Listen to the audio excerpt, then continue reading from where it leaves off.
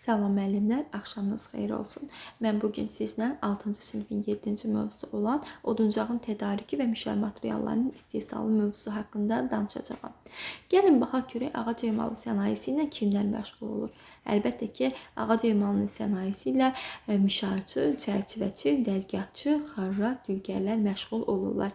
Və oduncağın emal edilməsinin 3 üsulu mövcuddur. Bura daxildir mexaniki kəsmə, kimyəvi parçalanma və termiki.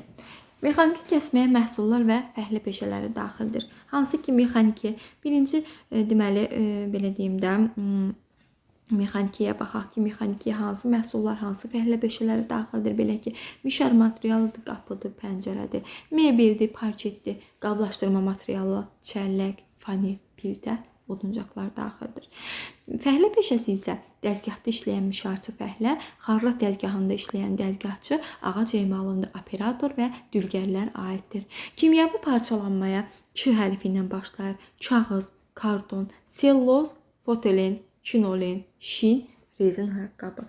Fəhlə peşəsi isə selloz bişirən və presləyici operator daxildir. Termiki parçalanmaya yağ, spirt və köhnə kitabda skipidar və kanifol da daxil idi.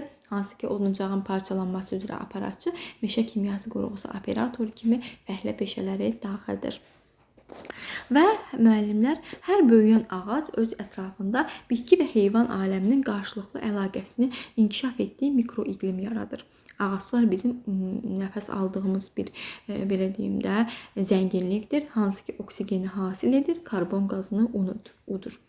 Və mütləq şəkildə tikintidə istifadə etməkdən ötürü yaşlı və quru ağaclardan istifadə edilir. Adətən yaşı 80 və 120 yaş arası ağaclardan oduncaq tədarük edilir.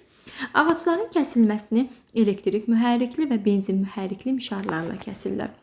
Və yaxud da ki, kəsilən zaman ağacları korlamadan lazım istiqamətdə aşıran meşəqıran maşınların köməyi ilə kəsmək lazımdır. Zəncirli mişarların iki növü mövcuddur. Elektrik mühərrikli və benzin mühərrikli. Və kökdən, budaqlardan təmizlənərək kəsilən ağac gövdələri qol budağı təmizlənmiş materialı əldə edirlər. Qol budağı təmizlənmiş ağacları eninə mişarlamaqla şalban, tir, kötük əldə edirlər. Onları yük maşınları və ağac daşıyanlarla emal müəssisəsinə aparırlar. Burada isə qol budağı təmizlənmiş ağaclar göstərilir. Şəkillərə nəzarət edin. Baxın, qol budağı kəsilmiş ağac budur. Sonra şalban budur, tir, baxın, tir budur, kötü isə, tir budur, kötü isə bulardır, görürsünüz kötükləri bulardır. Benzin mühərrikli mişarlar öz quruluşlarına görə mexanikləşdirilmiş əl alətlərinə aiddir və daxili yanma mühərriklərindən hərəkətə gətirirlər. Olduqca sadə quruluşa malikdir, etibarlıdırlar və çətin şəraitdə müntəzəm şəkildə işləyə bilirlər. Oduncaqdan hazırlanan və onun təbii quruluşunu qoruyub saxlayan bütün materiallara meşə materialları deyilir. Adətən şalbanlardan müxtəlif yerlərdə istifadə edirlər. Məsələn, binaların döşəmələri üçün tirlər, müxtəlif taxta konstruksiyalar hazırlanır, mişar materialları əldə edirlər. Şalban nədir? Şalbanın uzunluğu ən azı 3 metrdən çox olan meşə materialıdır. Karandaj, xizək, yonulmuş şpon hazırlamaq üçün nəzərdə tutulan uzunluğu 2-4 metr olan mişarlanmış meşə materialı tir adlanır. Soyulmuş, yonulmuş şpon hazırlamaq üçün nəzərdə tutulan uzunluğu 2 metrə qədər olan qısa meşə materialı, qısa sözü gördünüzsə bilin ki, kötükdür. Bir-birinə yapışdırılmış təbəqələr isə hansı ki şpon təbəqələrdir. Bunlar da fanil adlanır. Ağac materiallarını nizamla, qalaqla yığılmış vəziyyətdə saxlanmalıdır. Meşə materiallarının diametrini metrə ilə, ölçmə çəngəli və yaxud da ki dəmir bəndlə ölçmək lazımdır.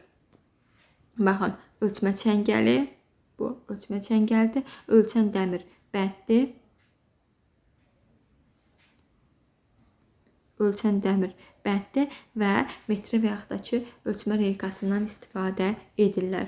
Baxın, en kəsiyi çox zaman oval şəkilli olduğu üçün hansı ki diametri şalbanın baş hissələrinin qarşılıqlı perpendikulyar istiqamətində ölçürlər. Baxın, bu vəziyyətdə.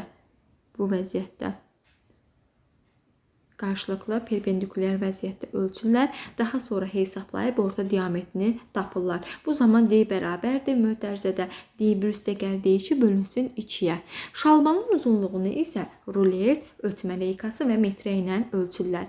Şalbanın diametri və uzunluğunu onun həcminə görə hesablayırlar. Və istehsalatda meşə materiallarının həcmi onların təpə diametri və uzunluğundan asılı olaraq müəyyən cədvəllərdə dəqiq şəkildə göstərilir. Meşə materiallarının əsas həcmini isə ağackəsən dəzgahlardan əldə edirlər. Ağackəsən dəzgahlar adətən burada mişar materialları taxta və tirlərdir ki, bunları emal edirlər və taxtalar kənarları kəsilmiş və yaxud da ki, kəsilməmiş, yəni kənarlarda mişarlanmış şəkildə olurlar.